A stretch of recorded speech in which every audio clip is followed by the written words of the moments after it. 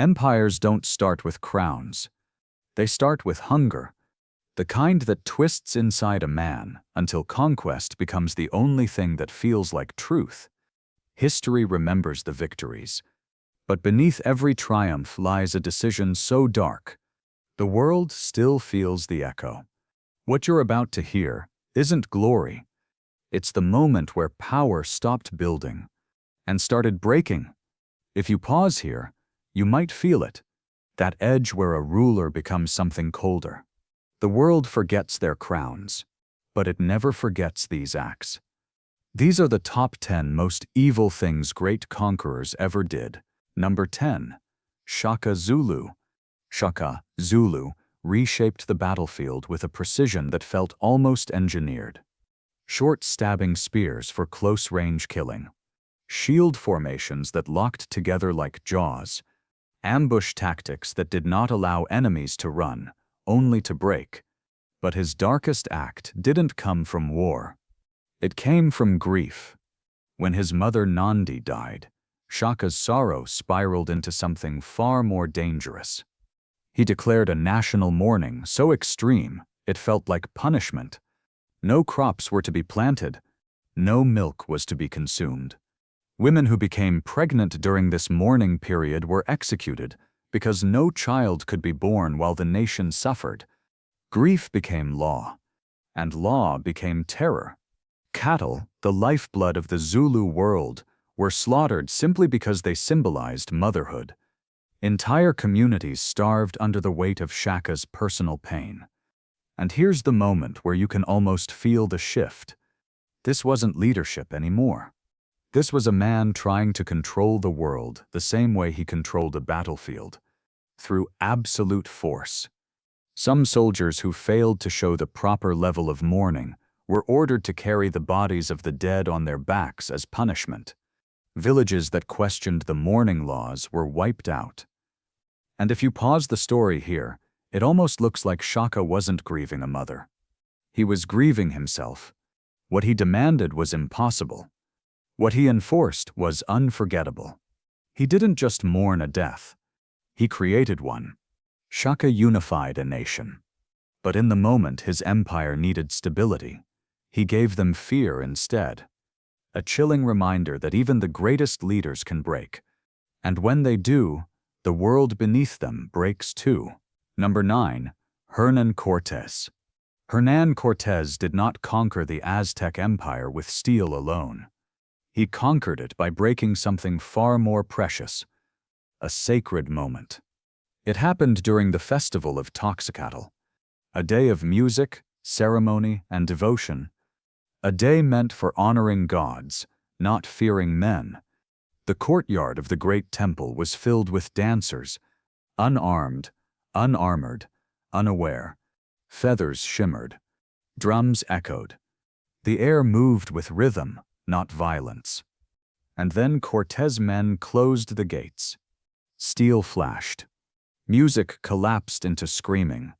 Priests were cut down on temple steps, their sacred clothing soaked in the blood of worshippers who never lifted a weapon. This wasn't war. This was interruption, by force. Why did he do it? Not because the dancers posed a threat, but because Cortés understood something chilling. Terror breaks empires faster than armies do.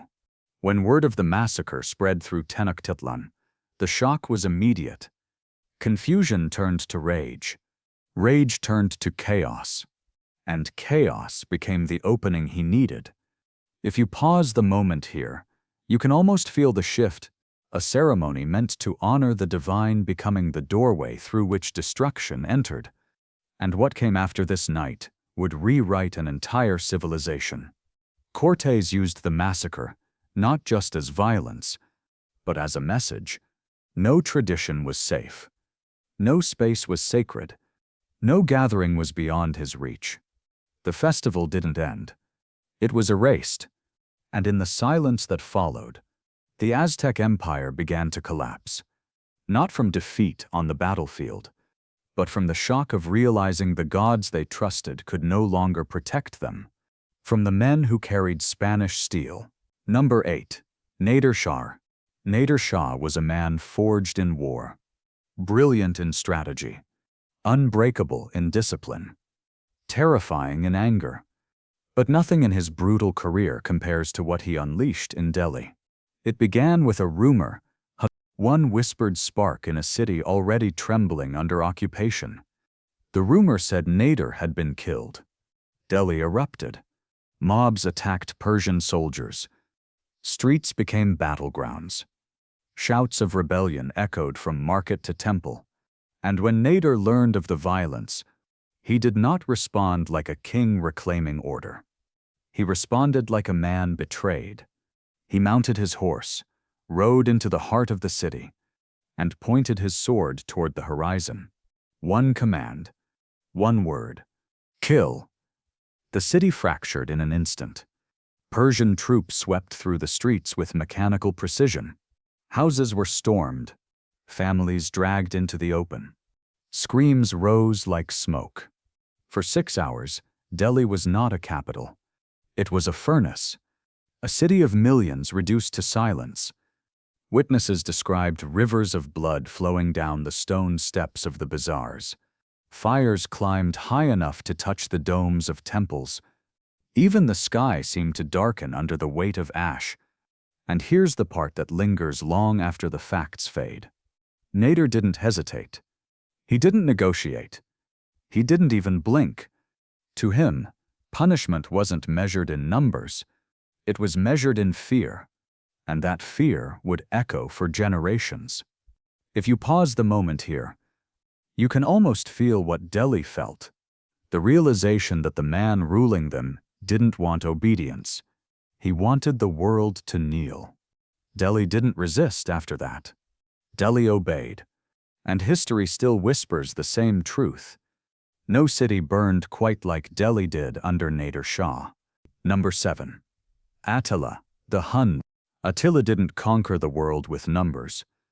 He conquered it with dread. Armies heard his name before they saw his banners. And by the time the dust from his riders appeared on the horizon, most cities were already halfway broken. But the darkest moment came at Aquileia, a proud Roman city that believed its walls could defy him. They couldn't. Attila encircled the city and began with silence. No attacks, no negotiations, just the slow, suffocating chokehold of starvation. Days passed, weeks. Supplies vanished, hope thinned, and when the gates finally weakened, Attila did what he always did. He turned punishment into spectacle. His men stormed the city, cutting down soldiers, citizens, anyone who stood in their way. Buildings were torn apart, stores pillaged, streets filled with smoke and ash. But he wasn't finished. Attila ordered the entire city leveled, stone by stone, beam by beam, memory by memory. When the dust settled, chroniclers wrote, nothing remained to show where it once stood. Aquileia didn't fall. It vanished. And here's the part that reveals the mind behind the destruction. Attila didn't erase Aquileia because it was strategic. He erased it because it resisted. If you pause the moment here, you can almost feel what Rome felt.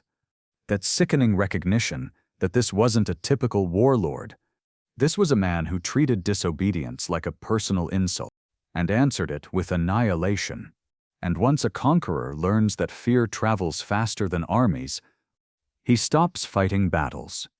He starts making examples. Attila made many, but Aquileia was the warning carved into the bones of Europe. Rome feared the Huns' weapons, but it feared their silence even more. Number 6. Emperor Qin Shi Huang. Qin Shi Huang unified China, but he unified it with a shadow large enough to swallow centuries. His armies crushed rival states. His reforms reshaped laws, roads, weapons, even thought itself. But the darkest act of his reign wasn't conquest. It was erasure. The emperor believed that ideas were more dangerous than armies. Philosophers challenged him. Historians contradicted him. Books carried memories he couldn't control. So he ordered them destroyed, not debated, not corrected, burned. The burning of the books swept through the empire like a blade of smoke. Shelves were emptied, libraries reduced to ash, texts on philosophy, history, literature, lost forever. He didn't rewrite the past. He incinerated it. But fire wasn't enough. Qin ordered the arrest of scholars who criticized his rule.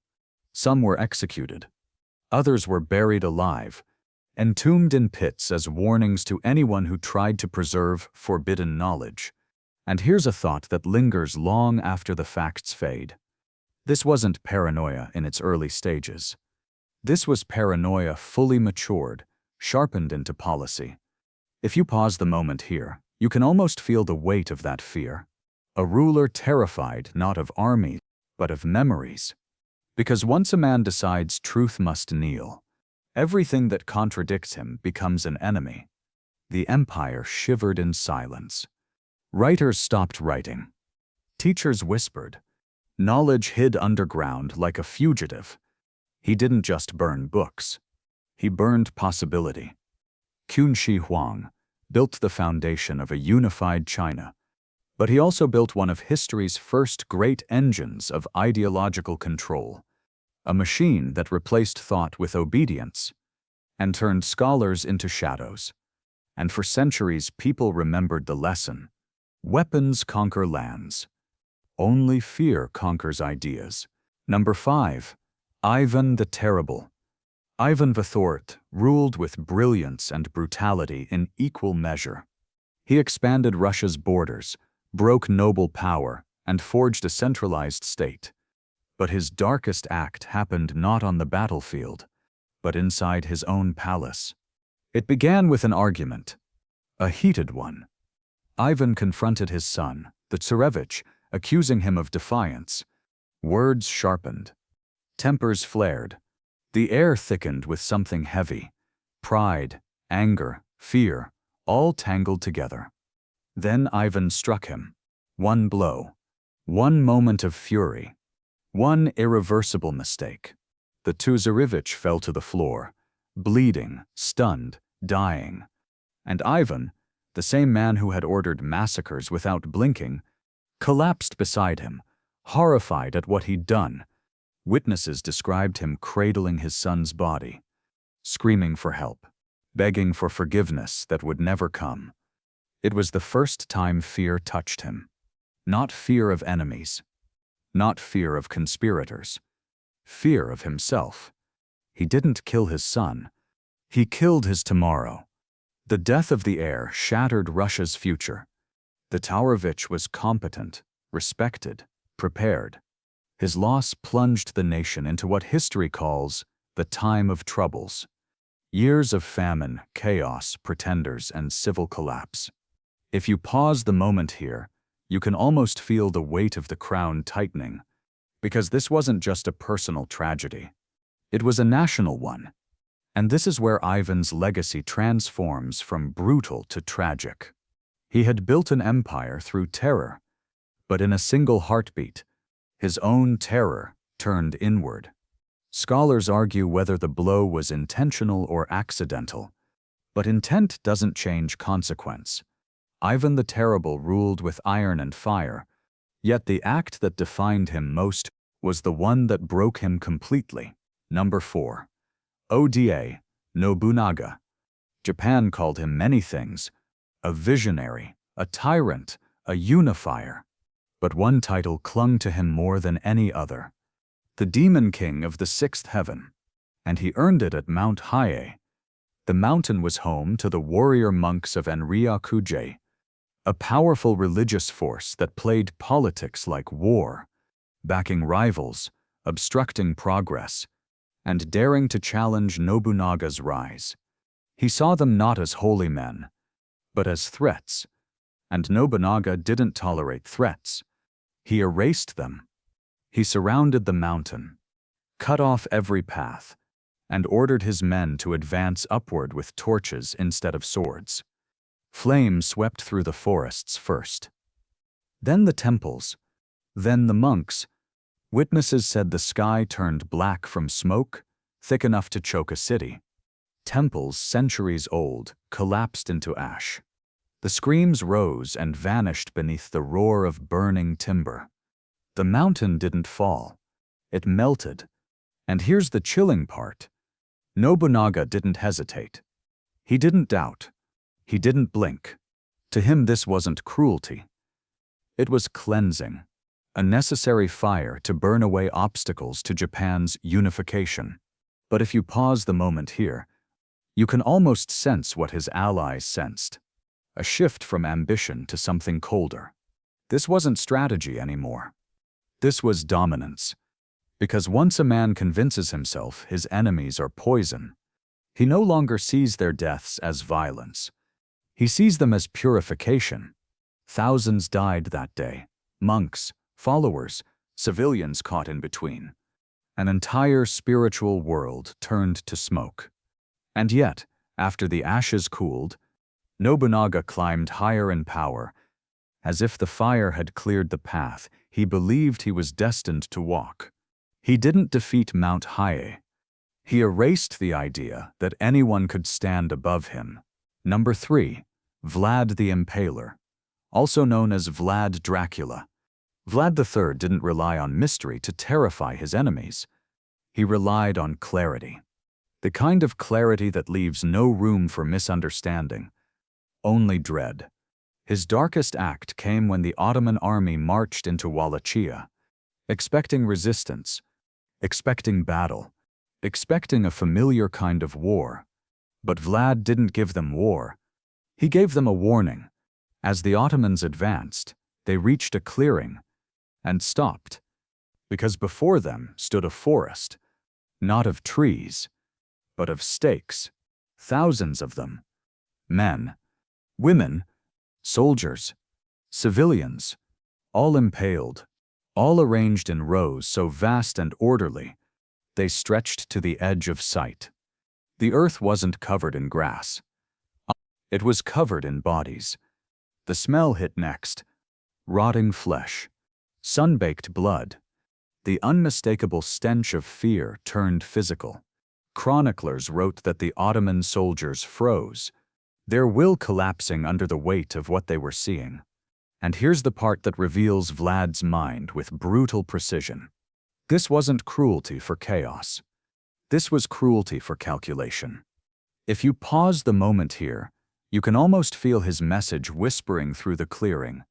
This is what happens to anyone who marches into my land. This wasn't a battlefield. It was a warning carved from human lives, a warning so powerful that the invading army, tens of thousands strong, chose to retreat rather than face the man who built it. Most rulers defend their borders with walls. Vlad defended his with nightmares, and beneath the spectacle, beneath the horror, lay a truth he understood better than most. Fear travels faster than victory.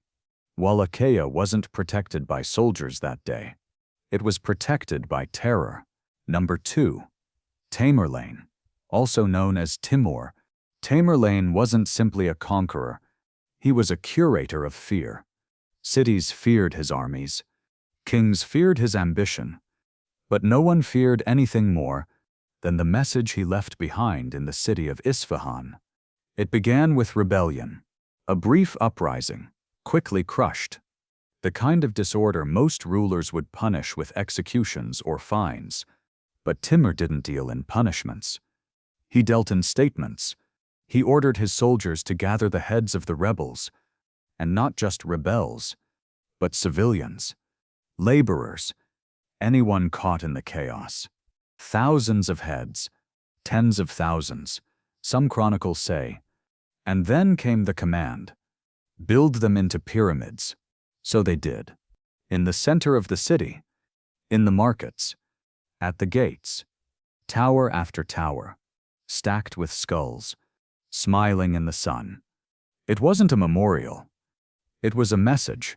Imagine standing in a silent square and looking up to see a mountain of human remains where a fountain once stood. Imagine knowing the man who ordered it was still riding toward the next city, with the same calm, disciplined fury. If you pause the moment here, you can almost feel the truth behind it. Tamerlane didn't need walls to conquer. He needed memories. Memories sharp enough to outlive the bodies they came from. Because when terror becomes architecture, it never stops expanding. Isfahan was broken long before Timur finished the campaign. Their rebellion had already been erased. Literally, physically, undeniably. And that was the point. Timur's legacy wasn't just land or loot or victory. It was the psychological empire he carved into every ruler who heard what he had done. Isfahan didn't surrender when Timur arrived. It surrendered the moment the first skull was set in place. Number 1. Genghis Khan. Even among the darkest conquerors in history, one name stands above the rest. Not because he destroyed the most, but because he destroyed with purpose. Genghis Khan didn't simply win wars. He changed landscapes. He altered populations. He erased cities, none more completely than Nishapur. It began with the death of his son-in-law, Tokwar, killed during the city's resistance. For most rulers, this would spark anger. For Genghis, it triggered something colder. He ordered the city punished, not defeated, not occupied, but removed. The Mongol troops wept through the streets with clinical precision. Men were killed first, then women, then children. No rank, no age, no role was spared. Nishapur didn't lose a battle. It lost existence.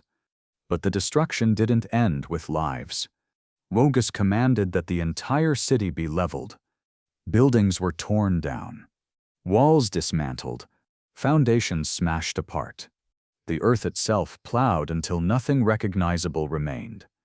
And according to some chronicles, the soil was mixed with salt to prevent life from returning. If you pause the moment here, you can almost feel the silence that followed. A silence so deep it swallowed history itself. Because when a conqueror decides a city shouldn't simply fall, but disappear, the world remembers. Nishapur had been a center of learning, culture, trade, and influence. After Genghis Khan, it became a warning, a message carved into the world. Resistance has a cost. And I decide the price. This wasn't vengeance. This wasn't rage. This was calculation. The kind that reshapes continents and terrifies generations. Most conquerors take cities. Genghis Khan deleted one. And that's why this act stands alone. As the darkest moment in the rise of the Mongol Empire, history records their victories in books, but it remembers their cruelties in whispers. The cities they erased, the warnings they carved into terrified populations, the choices that crossed the line between power and destruction. These moments survive longer than empires, because in the end, conquest fades. Borders shift, statues crumble, but the impact of these acts, the silence they left behind, still hangs over the world like a shadow that refuses to lift. These were the choices that defined them, and the scars that outlived them.